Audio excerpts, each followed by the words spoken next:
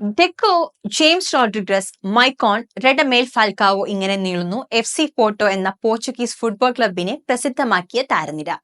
Football സിരകളിൽ കൊണ്ടു നടക്കുന്ന പോർച്ചുഗലിലെ പ്രശസ്ത ടൂറിസ്റ്റ് കേന്ദ്രമായ പോർട്ടോ നഗരം മദ്യപാന സംസ്കാരത്തെ നിയന്ത്രിക്കുന്നതിനായി മദ്യവിൽപ്പനയ്ക്ക് കർശന നിയന്ത്രണങ്ങൾ ഏർപ്പെടുത്തിയിരിക്കുകയാണ്.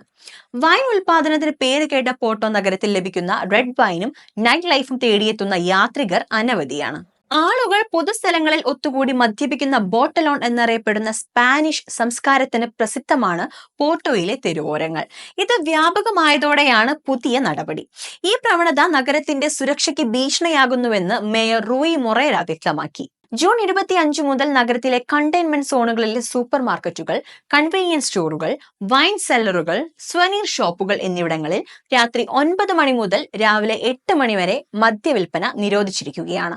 ജൂൺ 25 മുതലാണ് പുതിയ നിയമം നടപ്പാക്കിയത്. ഈ സമയങ്ങളിൽ ലൈസൻസ് ഉള്ള കഫേകൾ, ബാറുകൾ, റെസ്റ്റോറന്റുകൾ, നൈറ്റ് ക്ലബ്ബുകൾ എന്നിവിടങ്ങളിൽ മാത്രമേ മദ്യം വിൽക്കാൻ അനുവാദമുള്ളൂ.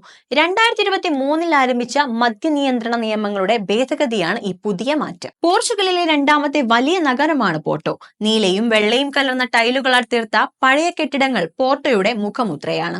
വിശ്വപ്രസിദ്ധയായ എഴുത്തുകാരി JK റോളിംഗ് പോർട്ടോ നഗരത്തിൽ ഇംഗ്ലീഷ് അധ്യാപികയായി ജോലി ചെയ്തിരുന്നു. ഹാരി പോട്ടർ സീരീസ് എഴുതുന്നതിന് റോളിംഗിന് പ്രചോദനമായത് പോർട്ടോ നഗരമാണ്.